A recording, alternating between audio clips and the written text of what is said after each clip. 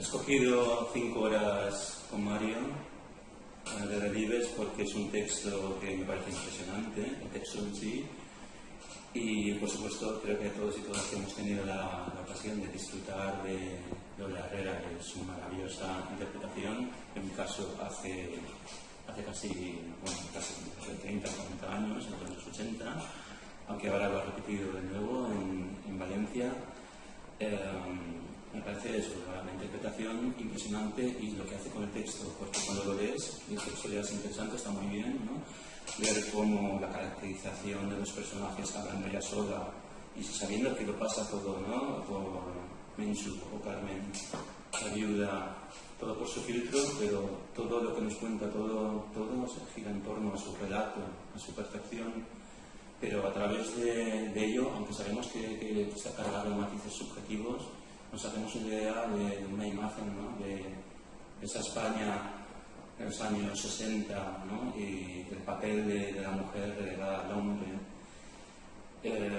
sacrificándolo todo por la familia, por la carrera de él o por simplemente dedicando su vida a su marido en un ambiente pues un poco claustrofóbico, ¿no? Limitando todas las posibilidades que tenían en ese momento las mujeres de desarrollarse como personas en la sociedad, y también en un ambiente, pues conocemos a Delibes por su caracterización del ambiente rural sobre todo, pero aquí me parece que hace una disección genial, además dándole vida al carácter, ¿no? Vemos como también que ella no es Carmen no es un personaje perfecto ni mucho menos, pero sí vemos, ¿no? Todo el hecho de que se atreva a decirle eso cuando su marido está muerto de cuerpo presente, ¿no? Que por fin tiene la oportunidad de sacar todo lo que tiene dentro, porque probablemente en vida no tuvo esa oportunidad, no le dio la posibilidad de hablar con él y decirle todo eso a la cara y hablar sinceramente.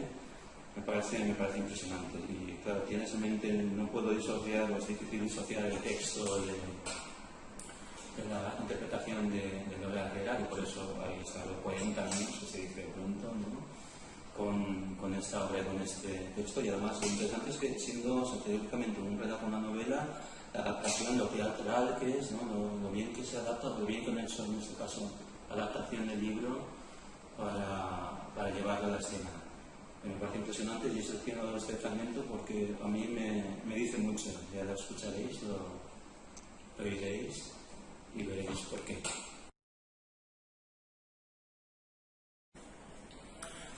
Entendiendo con qué alimentarnos y con qué cubrirnos, estemos con eso contentos.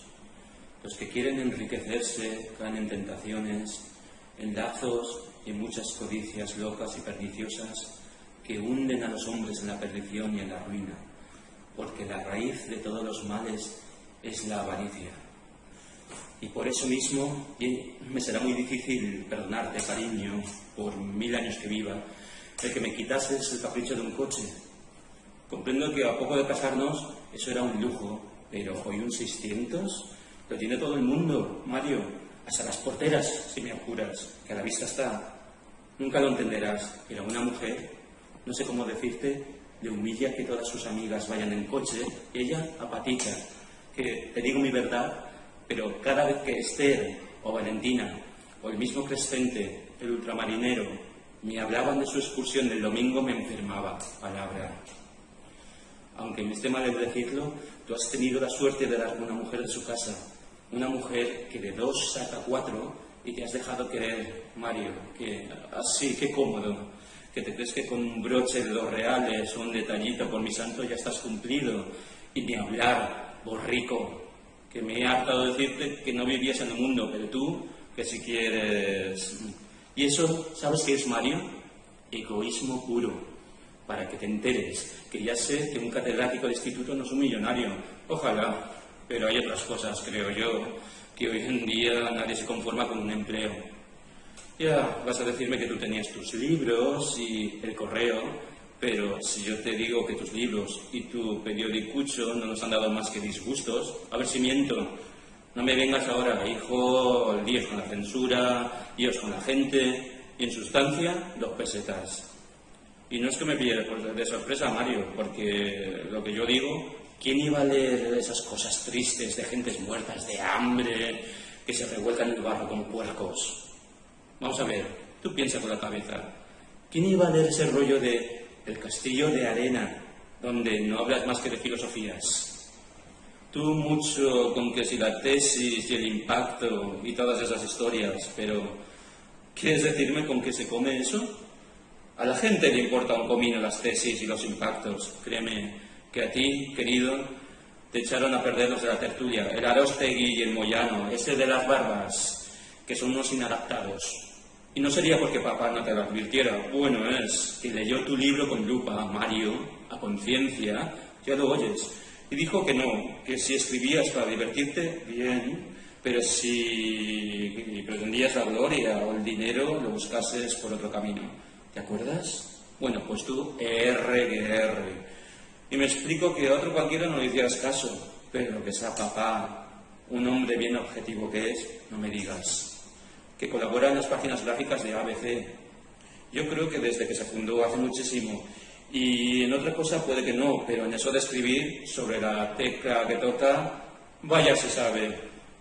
Y yo misma, Mario, ¿no te dije yo misma 1000 veces que buscases un buen argumento, sin ir más lejos, el de Maximino Conde, el que se casó con la viuda aquella y luego se enamoró de la hijastra?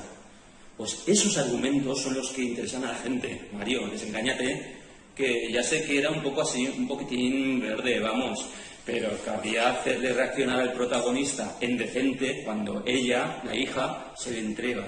Y de este modo la novela quedaría inclusive aleccionadora.